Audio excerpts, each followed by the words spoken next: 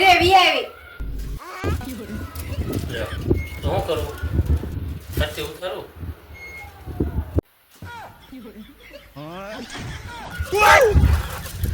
હું એમ કહું છું જ્યારે ફરવાની મજા આવી ને એમ કહું છું. હા હા બહુ જ મજા આવી. ના આંબુડું જાંબુડું કર્યું, રાસ લીધો અને હારું હારું લોજમાં જમ્યા હોય તે બહુ મજા આવી. તો પણ હજી શાકમાંથી રોકાવું હતું ને.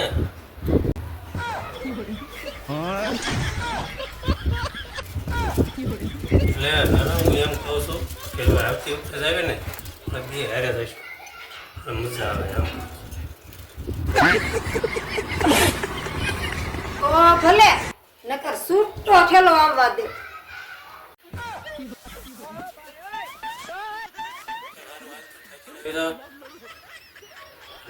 નાઈ ધોઈ રસોઈ બનાવીને ખાઈને પછી કોઈ સારું હાલો.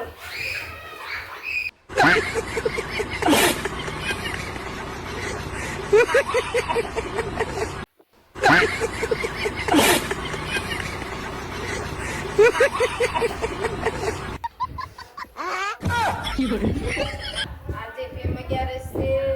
ભીમ 11 નું વ્રત રહેશો અને આને મેં કીધું નથી. લાઈવ હું કહી દઉં કે આજ ભીમ 11 છે. મેં ભીમ 11 નું વ્રત રાખ્યું છે. જરૂર કહી દઉં.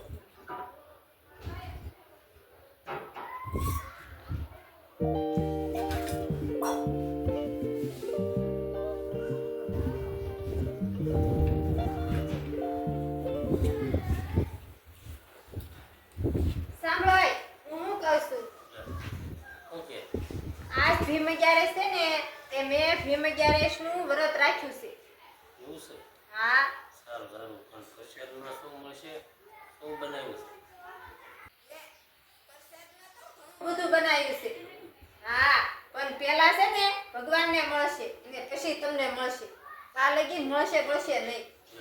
એવું મને એમ થયું કે પેલા પતિદેવને મળશે પછી ભગવાનને મળશે મને એમ હા તમે ક્યાં ભગવાન છો? પેલા તો ભગવાનને મળશે. પેલા તો તું એમ કહેતી હતી કે તમે મારા ભગવાન છો તમે જ મારા ભગવાન છો એમ કહેતી હતી. ત્યારે છે ને મારી બુદ્ધિ થોડી વાસી હતી એટલે. એવું હતું હા કે સારું સારું પ્રસાદમાં શું બનાવ્યું છે પ્રસાદમાં તો ઘણું બધું બનાવ્યું છે. શેરો બનાવ્યો છે, પૂરી બનાવી છે, સૂકી ભાજી બનાવી છે, સાબુદાણાની ખીચડી બનાવી છે. એવું હા આને હું કે ભીમ 11 કહેવાય ભીમ 11 નો આને વ્રત કહેવાય. લગ્નનો જમણવાર કર્યો એટલું તે બનાવ્યું.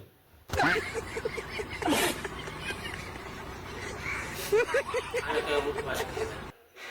એટલે જ ભીમનું નામ પડ્યું છે ભીમ જેવું ખાવાનું.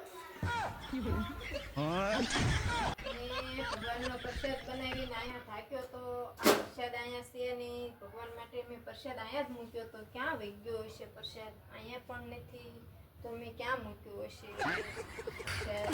આમાં પણ નથી તો મેં પ્રસાદ મૂક્યો ક્યાં હશે? અહીંયા ઢકેલું પડ્યું છે આમાં હશે. લે આ તો થાળે હાવ ખાલી છે. આ પ્રસાદ ખાઈ ગયા હશે? લે તો એને હું પૂછી દઉં. આ ભગવાન માટે મેં પ્રસાદ ઢાંકીને મૂક્યો તો એ ખાઈ ગયા હશે? લે હું એને પૂછી દઉં.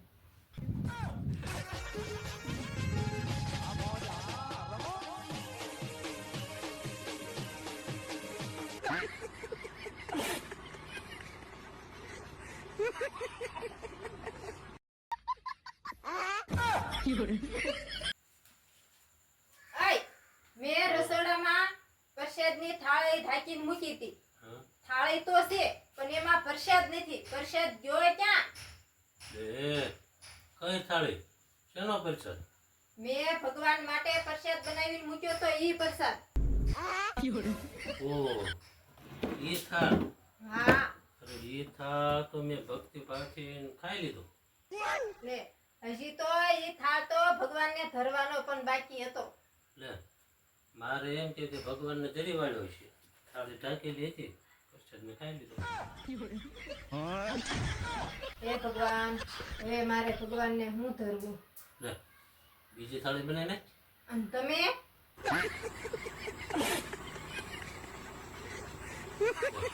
બીજો પ્રસાદ બનાવી ને એ પ્રસાદ જમવા માટે હું તૈયાર જ છું. કાંઈ વાંધો નહીં, કહેવતમાં કીધું જ છે પતિ પરમેશ્વર કહેવાય. હવે પછી મારા વ્રતનું હું, હવે પછી પ્રસાદ બનાવી નાખું ને, પેલા મારા પ્રભુને જમાડી લેવા દેજો અને પછી જમજો તમે. કાંઈ વાંધો નહીં, બીજો થાળ બનાય ભગવાનને ધરી વાર એટલે તારું વ્રત પૂરું થઈ જાય પછી હું પ્રસાદ લઈ લઈશ. કાંઈ વાંધો નહીં, તો હાલો હું ભગવાનનો બીજો થાળ બનાવી નાખું, ભગવાનને ધરી દેવી અને પછી આપણે બે માણા હારે પ્રસાદ લેશું.